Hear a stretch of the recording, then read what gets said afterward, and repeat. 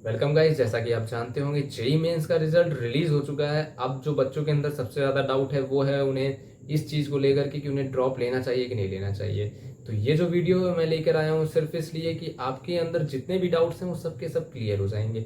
अब ये वीडियो जो है 12th अपेयरिंग और ड्रॉपर दोनों के लिए बेनिफिशियल है। आपने अगर इस वीडियो को लास्ट तक देख लिया तो शायद ही आपके दिमाग में कोई डाउट रह जाए, लेकिन आप 95% ये श्योर हो जाएंगे कि आपको अपने आने वाले ईयर के साथ क्या करना है। तो इस वीडियो पे बने रहिए, मैं आपको बताता हूँ कि कैसे आप अपने आने वाले ईयर को बेनिफिशियल साबित कर सकते हैं।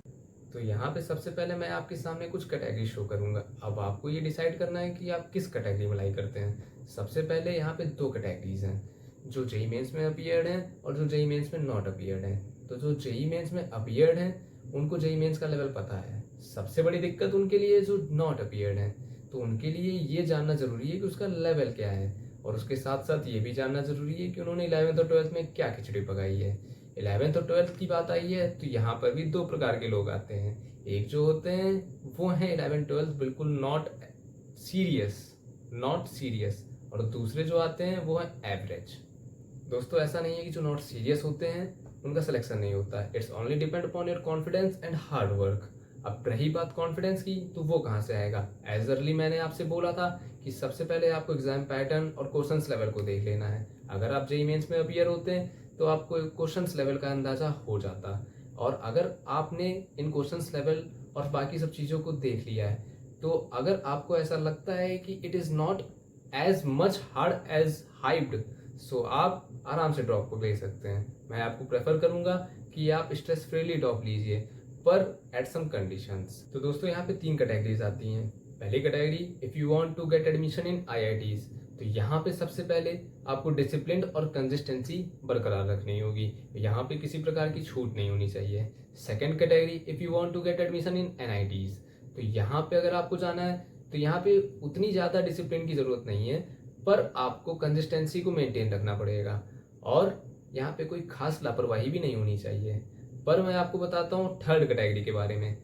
वहाँ पर अगर आप कोई गवर्नमेंट कॉलेज में एडमिशन पाना चाहते हैं और उसके लिए ड्रॉप ले रहे हैं, तो मैं यहाँ पे आपको प्रेफर करूँगा कि बिल्कुल ना लें, क्योंकि यहाँ पर आप ड्रॉप ईयर वाली जो मेहनत है, जो वहाँ की हार्ड वर्क है, वो आप अपने बीटेक के फर्स्ट ईयर या सेकेंड ईयर के बाकी सब टाइम में अपने स्किल्स पे कमांड बनाने में उस मेहनत को यूज़ कर लीजिएगा। तो दोस्तों ये तो उनकी बातें हो गई जिनको लग रहा था it is not as hard as hyped. But अब यहाँ पे सेकंड टाइप वालों की बात करेंगे, जिन्होंने इनके क्वेश्चंस लेवल को देखा और उसके बाद उनको लग रहा है कि यहाँ पे मेहनत करने के बाद भी इनको रिजल्ट नहीं मिलेगा, तो मैं प्रेफर करूँगा कि आपको ड्रॉप नहीं लेना चाहिए। अब मैं प्रेफर कर रहा हूँ फर्स्ट टाइम ड्रॉप लोगों को। अगर आपको लगता है कि आप सेकेंड टाइम ड्रॉप लेकर के आईआईटी ले सकते हैं और आपने फर्स्ट टाइम ड्रॉप लिया था तो वहाँ पर भी अच्छा खासा डिसेंट स्कोर कर लिया था, तो मैं आपको प्रेफर करूँगा कि आप आराम से ड्रॉप लीजिए। पर आप सेकेंड टाइम ड्रॉप तभी लीजिएगा जब आप इस ड्रॉप में खुद को कंसिस्टेंट और बहुत ज़्यादा डिसिप्लिन रख सकते हैं। अब यहाँ पे कुछ लोगों के सवाल रहते हैं कि एनआईटी के लिए second time drop worth it होगा या नहीं होगा।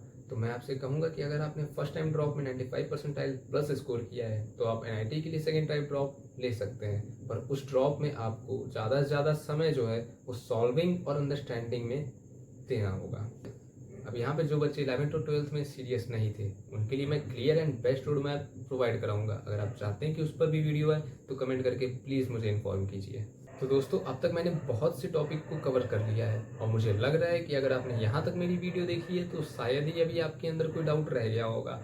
अगर आपको ऐसे ही कंटेंट और भी चाहिए तो प्लीज़ मेरे चैनल को सब्सक्राइब कर लीजिए। मैं आपको डरा नहीं रहा हूँ, पर it is very necessary to provide you a idea about JEE mains. मैं आपको ये बताना चाहता हूँ कि अगर आपको इसका आइडिया होगा तभी आप इसमें जाइएगा। ये बता दूँ कि इस साल जेईई मेंस में 15 लाख के अप्रॉक्स बच्चों ने रजिस्टर किया था। उसमें से बहुत ज़्यादा पढ़ने वाले नहीं थे और ये संख्या आगे जाके बढ़ भी जाएगी। तो मैं आपसे ये बता दूँ कि ऑल्थो कंपटीशन जो है वो 16 लाख बच्चों के अप्रॉक्स नहीं होता है, पर उनकी जो संख्या होती है वो हमारे परसेंटाइल और कंपटीशन पे बहुत अच्छा इफेक्ट करते हैं। तो आपको इसका आइडिया ले करके और उस लायक बना करके ही आपको यहाँ पर रजिस्टर करना चाहिए। So guys now may be you are sure कि आपको ड्रॉप लेना चाहिए कि नहीं लेना चाहिए। अगर आपके किसी दोस्तों में भी ऐसा कन्फ्यूज़न ना रहा हो तो उसे भी ये वीडियो भेजिए और शायद उसकी कन्फ्यूज़न दूर हो जाए। मुझे तो उम्मीद है। बाकी अगर आपको लगता है कि मेरी वीडियो में कुछ अच्छी चीज़ें हैं तो प्लीज़ सब्सक्राइब करिए और फॉलो करिए। और बेल आइकन को दबा लीजिए।